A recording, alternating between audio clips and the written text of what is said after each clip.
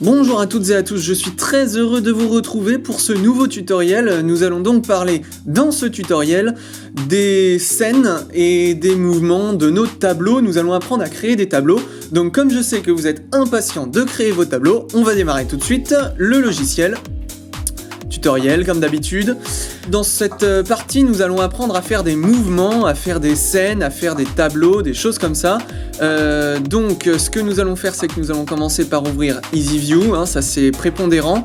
Et pour les besoins de ce tutoriel, j'ai rajouté un style de projecteur que vous pouvez très facilement rajouter en allant dans Page, comme je vous ai appris. C'est le Starway Full Color. Du coup, pour les besoins de ce tutoriel, j'ai créé des scènes, donc je vais rapidement vous montrer. J'ai fait des scènes fixes et j'ai fait des scènes mobiles. Donc sur cette page, moi j'ai regroupé Megapark Profile et MHX50, et sur cette page c'est juste les Starway Full Color. Ce sont des projecteurs à LED. Voilà, vous voyez en bas de la vidéo ce à quoi ça ressemble. Et donc du coup, je vais vous apprendre à faire tout ça. Je vais aussi vous apprendre à faire des scènes mouvements, des choses comme ça. Donc nous avons ici les scènes mouvements. J'ai assigné des petits logos dessus. On verra tout à l'heure comment faire. Et ici, on a les scènes fixes. Alors, ce que l'on va faire, c'est que nous allons rajouter une scène. Je vous montre rapidement celle que j'ai déjà faite. Là, ce sont toutes les scènes fixes. Donc vous avez vraiment une multitude de choses que vous pouvez faire. Et après, donc dans les scènes mouvements, j'ai fait celle-là, mais il faut, voilà, elles sont actives avec le son, celle-là. Voilà, j'ai fait celle-là, j'ai fait ça,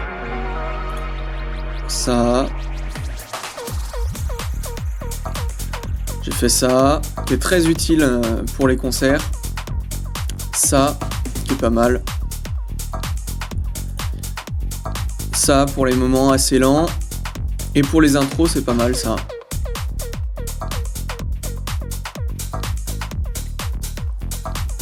Voilà, donc, ce que l'on va faire, c'est que nous allons faire deux scènes.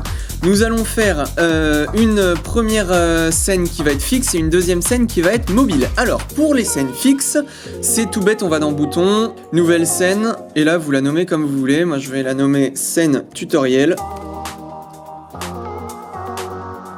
Et là, vous faites OK plus éditer, comme ce qu'on avait vu. Et donc là, ce que l'on va faire, on avait déjà vu ça dans un premier tutoriel qui s'affiche en bas de votre écran, mais nous n'avions pas l'EasyView.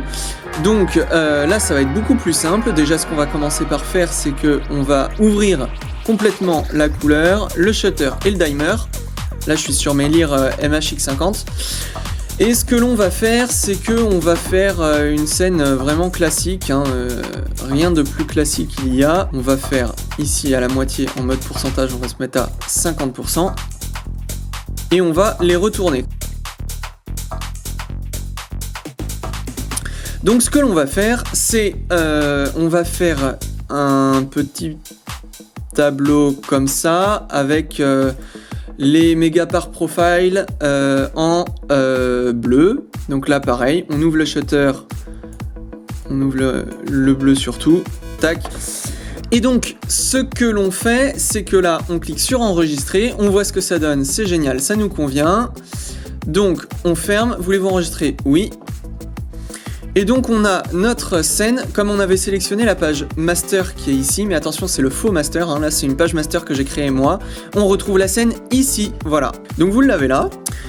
Maintenant pour créer une scène avec des mouvements, ce que l'on va faire c'est qu'on va reprendre la même scène, on fait Shift, clic droit, dupliquer, scène tutoriel, moi je mets prime, l'apostrophe pour faire toutes mes scènes mouvementées, c'est des primes. Et là on fait CTRL et on clique dessus et ça l'ouvre en édition. Ce sur lequel nous ne nous sommes pas penchés tout à l'heure, c'est ici, ce que l'on appelle l'Easy Step, qui est en fait des pas. Vous allez tout de suite comprendre, donc on va cliquer sur Nouveau, je vais le mettre un petit peu plus bas.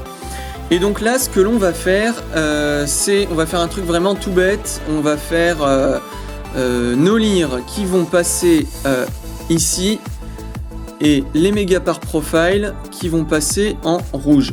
Tac. Et donc là, il a enregistré la première position, et là il a enregistré la deuxième position.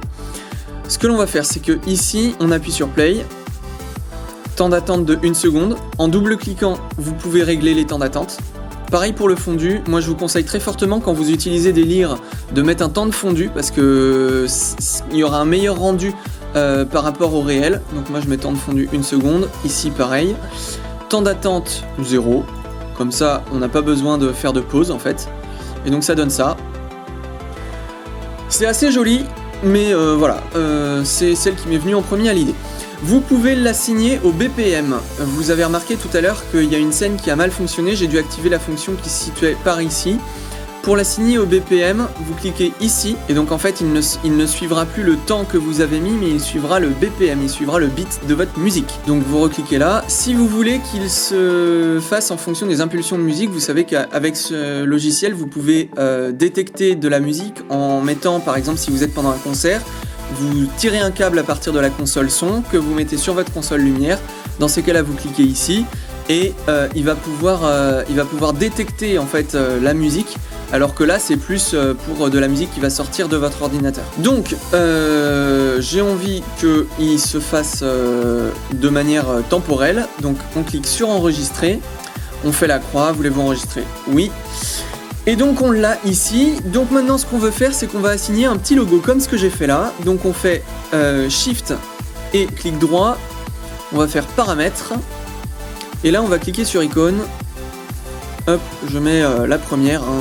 Tac, auto. Vous double-cliquez. C'est une scène, hein, attention, on verra les switches plus tard dans la prochaine vidéo. Pour pouvoir assigner une touche de votre clavier, vous faites CTRL, pareil. Paramètres, et là déclenchement et touche clavier. Par exemple, si je veux assigner au clavier, je clique sur assigner au clavier. Là il me demande d'enfoncer la touche, donc je vais enfoncer A, et donc là il a compris que c'était le A qui serait la touche d'assignation. Donc pour le désactiver, je clique sur initialiser, et là si je clique sur A, il s'active automatiquement.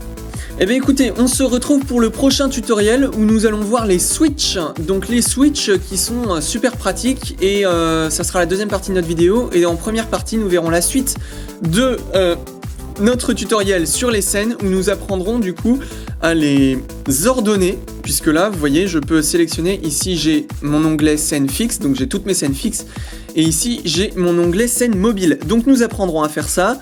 Nous apprendrons également à nous servir des switches.